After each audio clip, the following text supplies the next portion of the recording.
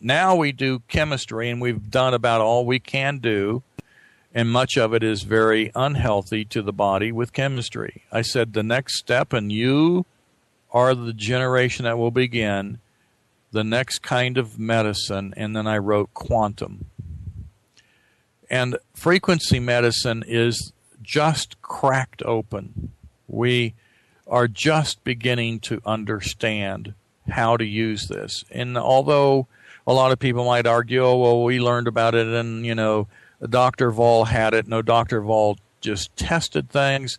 This is an evolving science. It's beginning to become advanced, yes, but we're just learning that step. We have a lot to learn there, but it's still gone far enough now that it actually can be applied in certain situations. And it says here, therefore, the Working Group for Electrical Frequencies and Bioresonance invited practitioners to join the first European Congress for Frequency, which took place the 28th and 29th of June in Munich, Germany. So I'd invite you all to go to rife, rife.de, and take a look. The Rife Congress that happened, and of course we'll have a link up to the video from the event and the new one that they just put out. I used to lecture a little bit ahead of the schedule that I published so that there would be an open day, and I would show a 3-hour video on Royal Rife and his life and what he had accomplished and how he had become a target of the American Medical Association when actually in 1920, I can't remember what year it was, maybe somebody in the chat room can remember. Anyway, it was the early beginnings of the American Medical Association, but the man by the name of Dr. Johnson, who was head of the American Medical Association in California, had discovered Dr. Rife and his work. And when they met each other, Dr. Johnson encouraged Rife to use it on people. Dr. Rife wasn't, Royal Rife was not necessarily eager to start testing on people, but Johnson talked him into a test, and so there in California, they worked on stage 4, clinically diagnosed as untreatable cancer patients that were scheduled or were terminal. Every one of them lived, except one which had liver cancer, and they were cured of liver cancer from the Rife frequency therapy, but they ate sardines, which caused their liver, which had cancer, to have a complication, and it ruptured or it bled out and it killed him. So yeah, the cancer killed him from the result of the disease, but had they not ate the sardines, they would have been okay. So in other words, the therapy was highly successful. And of course, at that point, Johnson allowed, he was excited, and of course the doctors in California started using the therapy, but the AMA would not have it. The pharmaceuticals would not have it. And it's a tragic story that has there's a beautiful person in this by the name of Royal Rife who had a tragic life fighting Goliath. We can't continue to do this, folks. Okay. I want to continue on, and let's see here. Let's see here. Blood zappers. Yes. I'm familiar with the Beck's blood zapper. I'm not impressed with it. It's. Let me say it this way. That's not the right way to say it, folks. We've gone 2 and 3 generations beyond some of these devices like Beck's blood zapper. And we need to just go ahead, bite the bullet, and jump into the new technology.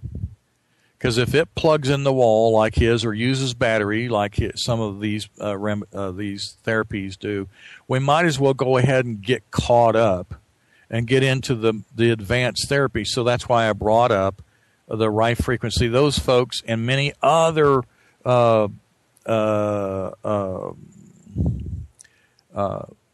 groups are way beyond that. And in fact, as I begin to, Susan, give me that right there. When we get the website up, we're going to show you the some of the devices, and it's going to include detoxification systems, their electronic ozone equipment. We're going to be talking about the PainX Pro 3800, which is a light energy that's directed on areas of pain, that uses colors and wavelengths of red and green and orange and yellows and blues. And we're going to be talking about an entire bed that you can get into, much like a tanning bed, only it's using these frequencies to bathe the body. Yeah, they bathe the body. Of course, there's the TENS units. You know all about the 10 units. And then, of course, you can use sound for the same thing. Ultrasound, you've heard about for years and years and years. Infotronics, it's advanced. It's gone much further beyond. And now we have massage healing pads that you can put underneath the massage tables so people can be getting therapeutic wave and frequency treatments. We have infrared saunas. There's even biomats that you can put underneath you when you're doing yoga for infrared heating and therapy. We have many different kinds of advanced quantum types of therapies that are available that we can help people get beyond. And I appreciate Beck's approach, but we're way past that now. So, okay, I want to make before I leave the health situation, before I leave the health topic, I want to talk to you about, wow, see, here it is. It's almost been an hour. I knew that'd happen. I want to talk to you about the updates from our friend Dr. Nyman, and he's the one that, of course, is helping us track the Ukraine situation, okay? And one of the things that I want you to understand about this thing called swine flu is that I believe, of course, that it was released. Okay, so what? We have the flu. Well, that's terrible.